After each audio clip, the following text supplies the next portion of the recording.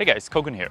We're in front of this semi-detached home that my client has purchased and converted it into a legal duplex. So this client actually worked with our team member Ryan, if you remember seeing him in one of the previous videos. We're gonna do a quick tour of the property. Before we do that, if you're checking us out for the first time, definitely check out our free beginner's guide to creating a legal basement apartment. This guide goes into the requirements to create a legal basement apartment, which the client who purchased this home behind us had to follow. All right, come on, follow me, check it out.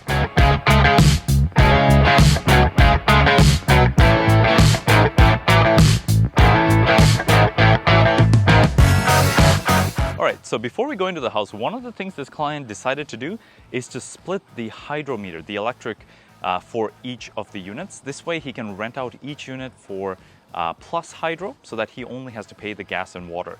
So this is not the cheapest thing to do in a property, but in the long term, it can really add to the cash flow and even add to the value of the property if you're ever trying to sell a property like this, because your expenses, your utility costs are reduced. All right, let's go inside.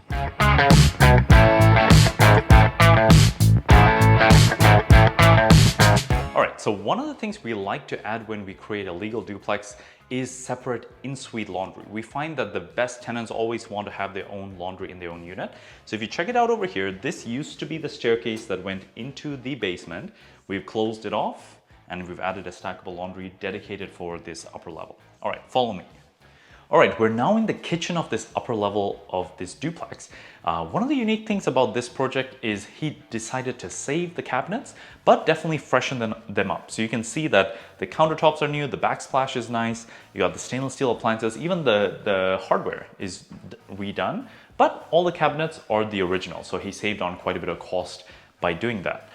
Something else unique that happened with this project is as soon as we started the project, the neighbor complained to the city. So this particular client started the demolition of the property before he got the building permit, something that we quite commonly do, to be honest, just to speed things up a bit. We're not really covering any walls or closing anything. So even if the first inspection happens afterwards, in our opinion, nothing much has changed to the property, but according to the rules, it's actually not allowed. You need to wait until the permit's issued before you start any construction.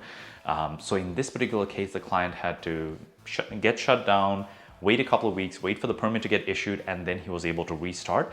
Had he tried to make this basement apartment without doing it with permits and without trying to make it legal, he would have really been in trouble, because if you get complained and shut down, now you're stuck. You own a property that maybe you planned on putting a basement apartment, and if you can't do it legally, you're really now in a tough spot. So by doing the legal basement apartments, you really protect yourself both during the renovation phase, but especially afterwards. What happens if you do all that work, not legally, but you make it into a nice basement, you rent it out, and then your neighbor complains?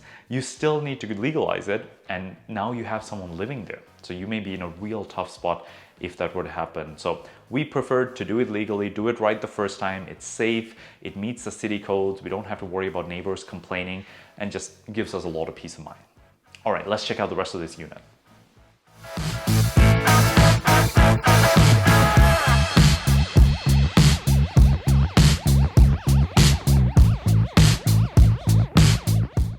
One thing I love about this upper level is we actually have quite a spacious living space. And if you follow me over here, we have this spacious dining area as well with a nice little chandelier, so you can put a dining table.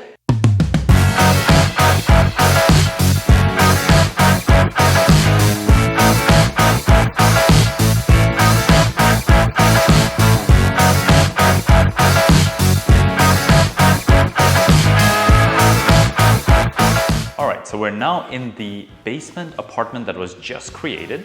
So this basement apartment is really spacious, really nicely finished. You can see the beautiful kitchen behind me here. We've got the quartz counters, the beautiful backsplash, stainless steel appliances. We've got these awesome pot lights here in this living space, adds a ton of light. And we have these gigantic windows behind me here. So this home is a full raised bungalow. Even though it's a semi-detached home, it has these huge windows coming into the living space, and it's, believe it or not, still 1,000 square feet. So one of the unique parts about these semi-detached duplexes, Welland is kind of one of the few cities where you're allowed to make a semi-detached into a legal duplex. And what we find is you're actually able to get a very similar rent to a detached property of a similar square footage. So we get it for a little bit of a cheaper price, and we still get a similar rent, so more cash flow as a result. This is the washroom that was created. So it's actually a very spacious washroom. We got the nice tile in the floors, the beautiful tub surround. We got even the quartz counter for the vanity, beautiful touch. We've got our first bedroom on this side here. So you can see even in this bedroom, you have a good sized window. We've got a closet back here. If you come here, so this is the master bedroom, and you can see it's quite a spacious bedroom. We got two nice windows. It's a little bit darker because some of the plants in the front are covering it, but still good natural light. Back here is our furnace room. So this was where the existing furnace was. And if you remember, when we came into the home in the beginning, we had a laundry. So the staircase from the upper unit actually just came almost into this furnace room. So they've completely closed it off, made the laundry room upstairs at the top of the staircase, fully closed it off, made this into the furnace room. You can see there's a induct smoke detector right there. That's one of the requirements for a legal duplex, where you need to have the smoke detector in case there's any smoke in the vents. And you got a nice metal door right here. Now, for the final touch of this basement apartment, check this out. So a dedicated stackable laundry unit for this unit. It's actually quite spacious, which can be quite nice because putting on the vent and the plugs and the hot and cold lines can be quite a pain when you have a laundry room that's exactly the size of the stackable laundry, like you saw upstairs. And sometimes we have to do it when it's a smaller house or a smaller space, but they had the square footage for it, so they gave, you know, a bit of space on either side. This way you can go behind there, you can plug everything in. Hope you enjoyed this tour. Like I mentioned, if you are interested in creating a legal basement apartment, definitely check out the link below for our beginner's guide to creating a legal basement apartment. I created that guide with my architect Jordan, and it goes into the step-by-step requirements of what's required for a legal basement apartment. If you have any questions, feel free to comment below. Until next time, all the best.